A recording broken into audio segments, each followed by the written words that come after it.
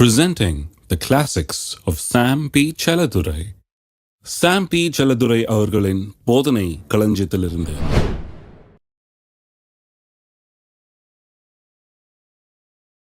சீமோன் பேதுரு பிரதியுத்தரமாக, நீர் ஜீவனுள்ள தேவனுடைய குமாரனாகிய கிறிஸ்து என்றான். இயேசு அவனை நோக்கி, யோனாவின் குமாரனாகிய சீமோனே, நீ பாக்கியவான். மாம்சம் இரத்தம் இதை உனக்கு வெளிப்படுத்தவில்லை, பரலோகத்தில் இருக்கிற என் பிதா இதை உனக்கு வெளிப்படுத்தினார். மேலும் நான் உனக்கு சொல்லுகிறேன், நீ பேதுருவாய் இருக்கிறாய், இந்த கல்லின் மேல் என் சபையை கட்டுவேன், பாதாளத்தின் வாசல்கள் அதை மேற்கொள்வதில்லை. பரலோக ராஜ்யத்தின் திறவுகோல்களை நான் உனக்கு தருவேன். பூலோகத்திலே நீ கட்டுகிறது எதுவோ அது பரலோகத்திலும் கட்டப்பட்டிருக்கும், பூலோகத்திலே நீ கட்டவிழ்ப்பது எதுவோ அது பரலோகத்திலும் கட்டவிழ்க்கப்பட்டிருக்கும் என்றார். பிசாசு அநேக தடைக்கற்களை போடுறான், நம்ம முன்னேற்றத்தின் வழியில் கொண்டு வந்து போடுறான். நம்ம முன்னேறி செல்லாதபடிக்கு, வெற்றி எடுக்காதபடிக்கு கொண்டு வந்து தடைக்கற்களை போட்டு விடுகிறான். ஆனால் இயேசு சொல்கிறாரு, அது சபையை மேற்கொள்வது இல்லை. வெளிப்பாடு உள்ள மனுஷனை அவைகள் மேற்கொள்ளவே முடியாது. வெளிப்பாடு உள்ள மனுஷனை அது மேற்கொள்ளவே முடியாது. பாருங்க, இதை நல்லா புரிந்து கொள்ள வேண்டும். அநேகருக்கு இன்றைக்கு ஏன் பிசாசு ஒரு தடையை கொண்டு வந்து போடும்போது அப்படியே அவர்கள் சோர்ந்து போய் அங்கேயே உட்கார்ந்துடுறாங்க, முன்னேறி போக முடியலன்னு சொன்னால், தேவனுடைய வார்த்தை குறித்த வெளிப்பாடு இல்லை, ஒரு ஆழமான அறிவு வெளிப்பாடு இல்லாதனால அவர்கள் போய் அதை எடுத்துக்கொள்ள முடியல, கட்ட முடியல, அவிழ்க்க முடியல. ஏன்னு சொன்னால், இது தங்களுக்கு சொந்தம் என்கிற ஒரு உணர்வு அவர்களிடத்திலே இல்லாமல் இருக்கிறது. திருப்பவும் யோவான் எழுதின சுவிசேஷம் 16ஆம் அதிகாரம், யோவான் 16ஆம் அதிகாரம் 15ஆம் வசனத்தை பார்ப்போம். பிதாவினுடையவைகள் யாவும் யாருடையது? என்னுடையவைகள். அதனாலே அவர் என்னுடையதிலிருந்து எடுத்து உங்களுக்கு அறிவிப்பார் என்றேன். எல்லாரும் சொல்லுங்க, பிதாவினுடையவைகள் யாவும் என்னுடையவைகள். பரிசுத்தாவியானவர் என்னுடையதிலிருந்து எடுத்து உங்களுக்கு அறிவிப்பார். அப்போ தேவனுடைய எல்லாம் யாருடையதாக இருக்குது? இயேசுடையதாக இருக்குது. பரிசுத்தாவியானவர் என்ன பண்ணுறாரு? இயேசுவின் மூலமாய் நமக்கு உண்டாயிருக்கிற எல்லாவற்றையும் நமக்கு அறிவிக்கிறவராய் இருக்கிறார். திருப்பவும் 1 கொரிந்தியர் இருக்குது, நம்ம இப்போ போனோம் இல்லையா, அந்த பேசேஜை இப்போ கொஞ்சம் பார்ப்போம். 1 கொரிந்தியர் 2ஆம் அதிகாரம் 7ஆம் வசனம். உலகத் தோற்றத்துக்கு முன்னே தேவன் நம்முடைய மகிமைக்காக ஏற்படுத்தினதும் மறைக்கப்பட்டதுமாயிருந்த ரகசியமான தேவஞானத்தை பேசுகிறோம். அதை இந்த பிரபஞ்சத்தின் பிரபுக்கள் ஒருவனும் அறியவில்லை. அறிந்திருந்தார்களானால் மகிமையின் கர்த்தரை அவர்கள் சிலுவையில் அறைந்திருக்க மாட்டார்களே. எழுதியிருக்கிறபடி தேவன் தம்மில் அன்பு கூறுகிறவர்களுக்கு ஆயத்தம் பண்ணவில்லை, கண் காணவும் இல்லை, காது கேட்கவும் இல்லை, அவள் மனுஷன் இருதயத்தில் தோன்றவும் இல்லை.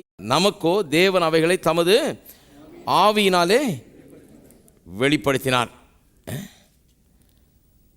அதே இதில் 3ஆம் அதிகாரத்தை பாருங்கள். 3ஆம் அதிகாரத்தை பார்த்தீர்கள் சொன்னால், முதல் சில வசனங்களை பார்த்தீங்கன்னா, விசுவாசிகளை அவர் கடிந்து கொள்கிறார். ஏன்னு சொன்னால், எல்லாரும் நான் அப்பல்லோவுடைய ஆள், நான் பவுலுடைய ஆள், இப்படிலாம் பிரிவினை அவர்கள் மத்தியில் இருக்குது.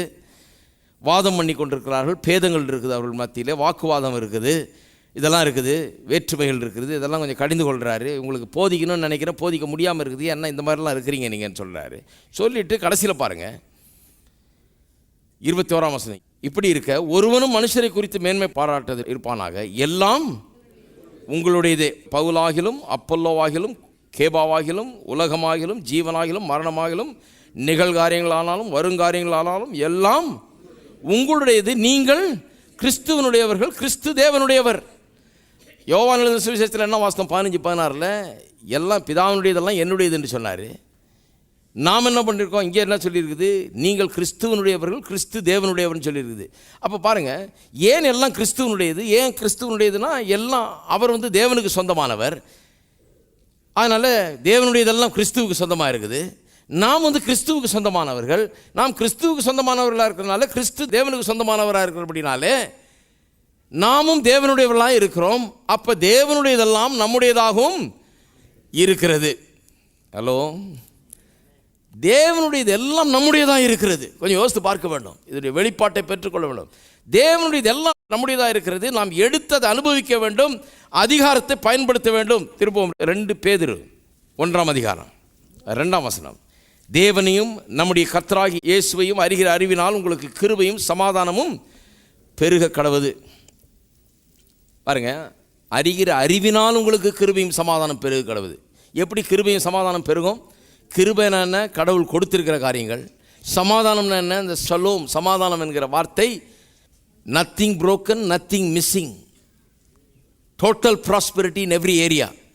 ஒரு குறைவும் இல்லாமல் சகல நிறைவு பெற்ற ஒரு வாழ்க்கையை தான் சமாதானம் என்று அந்த வார்த்தை சொல்லுகிறது. அப்போ தேவன் கொடுத்திருக்கிற எல்லாவற்றையும் கொஞ்சம் கூட குறைவில்லாத நிறைவான வாழ்க்கை எப்படி பெருகுமாம்?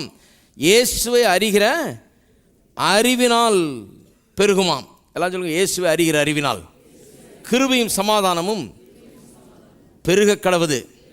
அப்புறம் பாருங்க, தம்முடைய மகிமையினாலும் காருண்யத்தினாலும் நம்மை அழைத்தவரை அறிகிற அறிவினாலும் ஜீவனுக்கும் தேவ பக்திக்கும் வேண்டிய யாவற்றையும் அவருடைய திவ்ய வல்லமையானது நமக்கு தந்தெழுதுமன்றி இச்சையினால் உலகத்தில் உண்டான கேட்டுக்கு தப்பி திவ்ய சுவாபத்துக்கு பங்குள்ளவர்கள் ஆகும் பொருட்டு மகா மேன்மையும் அருமையுமான வாக்கு தத்தங்களும் அவைகளாலே நமக்கு அளிக்கப்பட்டிருக்கிறது.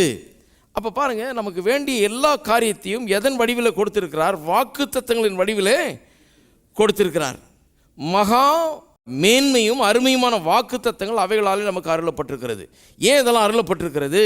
இதிலெல்லாம் நாம் வாழும்படியாக, இதையெல்லாம் நாம் பெற்றுக்கொள்ளும்படியாக இது நமக்கு அருளப்பட்டிருக்கிறது. இன்னும் கேட்டால் ஏன் மறைக்கப்பட்டிருக்கிறது? இந்த 1 கொரிந்தியர் 2ஆம் அதிகாரத்தில் மறைக்கப்பட்டது ரகசியமான தேவ ஞானம் என்று சொல்லப்பட்டிருக்கிறது. ஏன் அது மறைக்கப்பட்டிருக்கிறது என்று சொன்னால், இது பிசாசுக்கு புரியாது, அதில் அவன் ஆப்ரேட் பண்ண முடியாது, அதை அவன் ஒன்று செய்ய முடியாது. அவனிடத்திலிருந்து மறைக்கப்பட்டிருக்கிறது, நமக்காக வைக்கப்பட்டிருக்கிறது. அப்போ பாருங்க, கர்த்தர் நமக்காக விசேஷமாக சில காரியங்களை மறைத்து வைத்திருக்கிறார், நமக்கு வெளிப்படுத்தும்படியாக வைத்திருக்கிறார். இவைகளை அறிந்து கொண்டு, புரிந்து கொண்டு, பெற்றுக்கொண்டு இவைகளை நம்முடைய வாழ்க்கையிலே நிஜமாக்க வேண்டும். நம்முடைய வாழ்க்கையில் எப்படி நிஜமாக்குவது?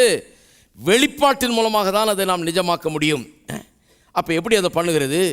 இந்த வெளிப்பாடு நமக்கு உண்டாயிருக்க வேண்டும். வெளிப்பாடு எப்படி உண்டாகும்?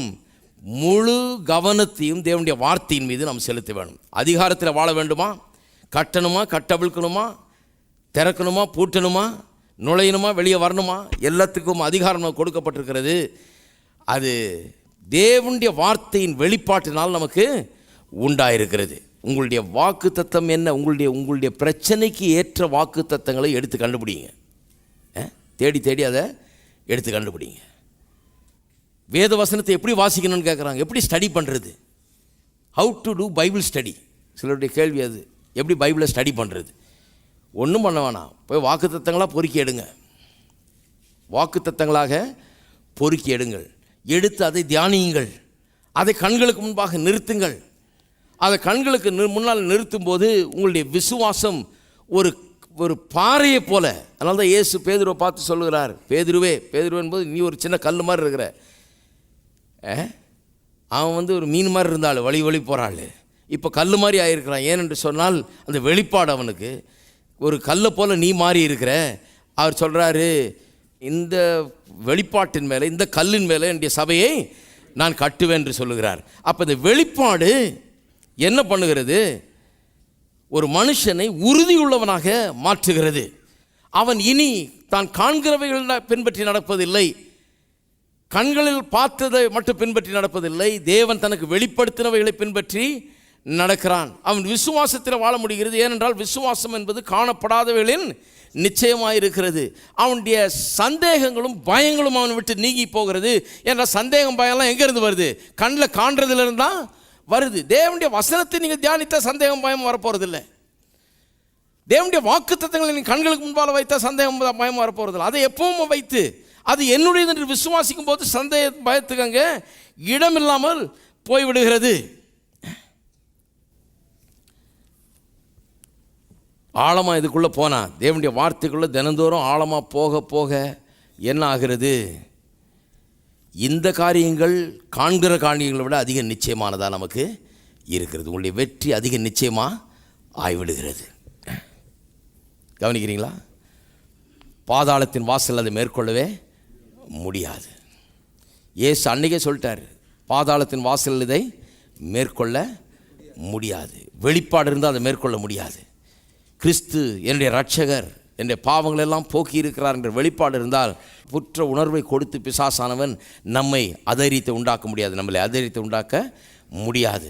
என் பாவங்களை எல்லாம் சுமந்ததுமல்ல, என் நோய்களையும் சுமந்திருக்கிறார், தீர்த்திருக்கிறார், அவருடைய தழும்புகளாலே நான் குணமானேன் என்கிற வெளிப்பாடு நமக்கு உண்டாகும் என்றால் எல்லா வியாதிகளையும் நாம் மேற்கொள்ள முடியும், பலவீனங்களையும் நாம் மேற்கொள்ள முடியும். வெளிப்பாடு எடுத்து உள்ளத்தில் வைக்க வேண்டும். அவர் தம்முடைய மகிமையின் ஐஸ்வரியத்தினாலே எல்லா குறைகளையும் அவர் நிறைவாக்குகிறார் என்பது நமக்கு வெளிப்பாடாக வந்து கிடைக்குமானால் நம்முடைய குறைகள் எல்லாம் அதற்கு முன்பாக ஒன்றுமில்லாமல் போகிறது. எல்லாமே உள்ளிருந்து வெளியே வரணும். பாருங்கள், வெளிப்பாடுங்கிறதே உள்ளிருந்து வெளியே வர்றது தான். உள்ளே ஏதோ ஒன்று நடக்க வேண்டும் விசுவாசிக்குள்ள. வெளியே சும்மா இப்போ சாலையத்துக்கு போயிட்டு வந்தால் போதாது, வெளியே சும்மா பைபிள் வாசித்தா போதாது, வெளியே பாட்டு பாடினா போதாது, உள்ளே ஏதோ நடக்க வேண்டும். உள்ள மனம் திறக்கப்பட வேண்டும். இது என்னுடையது, எனக்காக சொல்லப்பட்டிருக்கிறது. பேதுருவுக்கு அன்றைக்கு நடந்தது போல ஒரு அற்புதமான ஒன்று உள்ளத்தில் நடக்க வேண்டும். எல்லாவற்றை குறித்தும் இயேசு ரட்சகர் என்பதை குறித்து உண்டாகுது முதல்ல. அதன் பிறகு இயேசு நமக்கு என்னவா எல்லாம் இருக்கிறார் என்பதை குறித்த வெளிப்பாடு படிப்படியாக நமக்கு உண்டாகிக் கொண்டே இருக்க வேண்டும். நம்முடைய பிரச்சனையின் நேரத்தில் இந்த பிரச்சனையில் அவர் எனக்கு என்னவா இருக்கிறார், இந்த தேவையின் மத்தியில் அவர் எனக்கு என்னவா இருக்கிறார், இந்த சூழ்நிலையில் அவர் எனக்கு என்னவா இருக்கிறார், அவர் எப்படி சரீர பலத்தை தருகிறார், மன பலத்தை தருகிறார், எப்படி விரோதிகளுக்கு எதிராக எனக்கு பலத்தை தருகிறார், எப்படி எனக்கு தயவை கட்டளையிடுகிறார், மனுஷர் பார்வையில் எப்படி தயவை கட்டளை எப்படி எல்லாம் பண்ணுறாரு, இப்படிப்பட்ட காரியங்களை குறித்த வெளிப்பாடு எனக்குள்ளே உண்டாக வேண்டும்.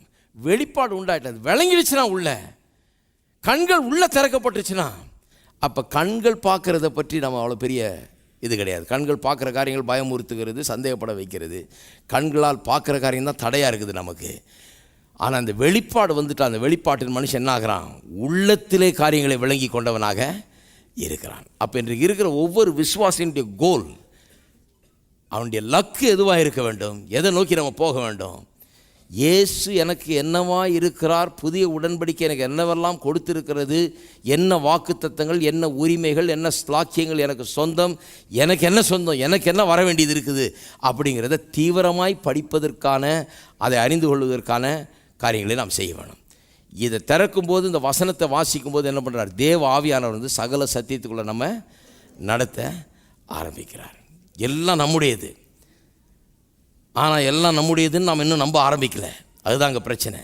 எல்லாம் நம்முடையது என்று நம்ப வைக்கும்படியாக பரிசுத்த ஆவியானவருடைய உதவி நமக்கு உண்டாயிருக்கிறது. தேவனுடைய ஆவியானவரோ இவைகளை நமக்கு வெளிப்படுத்துகிறார் என்று எழுதியிருக்கிறது. கண்ணு காணல, காது கேட்கல, அதனால் போச்சு அப்படின்னு சொல்லலை. ஆனால் தேவ ஆவியானவர் இவைகளை நமக்கு வெளிப்படுத்துகிறார். தேவாவியானவர் எதுக்கு வந்தார், இதுக்கு தான். தினந்தோறும் உள்ள அந்த சத்தியத்துக்குள்ளே நடத்தும்படியாக, நீங்கள் பிரச்சனைகளை சந்திக்கும் போது, சவால்களை சந்திக்கும் போது படிப்படியாக உங்களுக்கு என்ன உண்டாயிருக்கிறது என்பதை குறித்த அந்த அறிவுக்குள் உங்களை நடத்தும்படியாக தான் வந்தார். அதனால தான் பவுல் ஜெபம் பண்ணும்போது எபேசியர் 1ஆம் அதிகாரத்தில் ஜனங்களுக்கு இதைத்தாரோம் அதைத்தாரோம் அப்படின்னு கேட்டு ஜெபம் பண்ணல. என்ன சொல்ற, மனக்கண்கள் திறக்கப்படுவதாக என்று சொல்லி ஜெபம் பண்ண. ஏன் மனக்கண் திறந்தால் எது வரணுமோ அதெல்லாம் வந்துவிடும். வேற எதையும் கேட்கல பாருங்க. அவர் சுகத்தை தாரன்னு கேட்கல, அவருக்கு இந்த தேவை, இவருக்கு இந்த தேவை, அதெல்லாம் சொல்லல. மனக்கண்கள் திறக்கப்படட்டும். ஏன்னா எல்லாம் இருக்குது இவங்களுக்கு.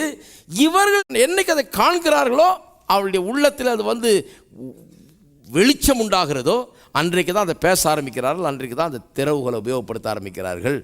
அதை எதிர்த்து பாதாளத்து வாசல்கள் ஒன்றும் நிற்க முடியாது. சாலமோன் பாருங்க, தேவன் கேட்குறாரு, உனக்கு என்ன வேணும்னு கேட்டிருக்கலாம். ஐஸ்வர்யத்தை கேட்டிருக்கலாம், நீடிய வாழ்வை கேட்டிருக்கலாம், சுகத்தை கேட்டிருக்கலாம், ஆரோக்கியத்தை கேட்டிருக்கலாம், வெற்றி, எதிரிகள்கிட்ட வெற்றியை கேட்டிருக்கலாம், எல்லாம் கேட்டிருக்கலாம். ஒரு ராஜா அவன், எல்லாம் கேட்டிருக்கலாம். அவன் எதையும் கேட்கல. அவன் என்ன பண்ணான், ஞானமுள்ள ஒரு இருதயத்தை தாரும்.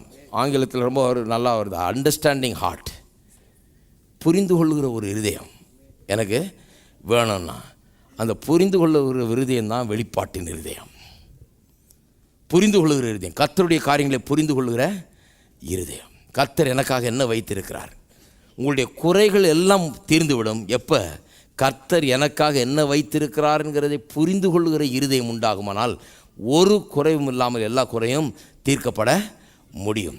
சுகம் உண்டாகும் எப்போ கர்த்தர் எனக்கு பரிகாரியாக இருக்கிறார், நானே உன் பரிகாரியாக கர்த்தர்னு சொல்லியிருக்கிறாருன்னு அது எனக்கு நிஜமாகும் போது, அது எனக்கு ரியலாக தெரியும் போது, அது எனக்கு புரிந்து கொள்ளும் போது, அது என்னுடையது என்று நான் எடுத்துக்கொள்ளும் போது, ஏதோ பைபிளில் இருக்குதுன்னு இல்லை, இது என்னுடையது, என்னை பற்றி சொல்லிடுது, என்னுடைய பரிகாரி, ஏன் டாக்டர் அவர், என்னுடைய மருத்துவர் அவர், அவருடைய வார்த்தை எனக்கு உடலுக்கெல்லாம் ஆரோக்கியமாக இருக்கிறது, அப்போ வார்த்தையை வாசிக்கும் போது அது டானிக் மாதிரி இறங்கும், ஆயின்மெண்ட் மாதிரி இருக்கும். அது நம்முடைய புண்களிலே, நம்முடைய உச்சந்தலையிலிருந்து உள்ளங்கால் வரை நம்ம பலப்படுத்துகிற ஒரு ஔஷதமாக இது இருக்கும். ஏன்னு சொன்னால் இது என்னுடையது, இது என்னுடையது. அப்போ பலவீனத்தின் நேரத்தில் இந்த வசனத்தை எடுத்து என்ன பண்ணுறோம்? என்னுடையது என்று சொல்லி உள்ளே வைக்கிறோம். என் உடலுக்கெல்லாம் இது ஆரோக்கியமாக இருக்குது. உச்சந்தலையிலிருந்து உள்ளங்கால் வரை இது ஆரோக்கியத்தை பலத்தியது கொடுக்கிறதா இருக்கிறது. அப்படி வைக்கும்போது எந்த பாதாளத்தின் வாசலும் அதை மேற்கொள்ளவே முடியாது. வெற்றி நம்முடையதாக ஆகிறது. எதை கட்டுகிறோமோ அது கட்டப்படுகிறது, எதை கட்டவிழ்கிறோமோ அது கட்டு அவிழ்க்கப்படுகிறது.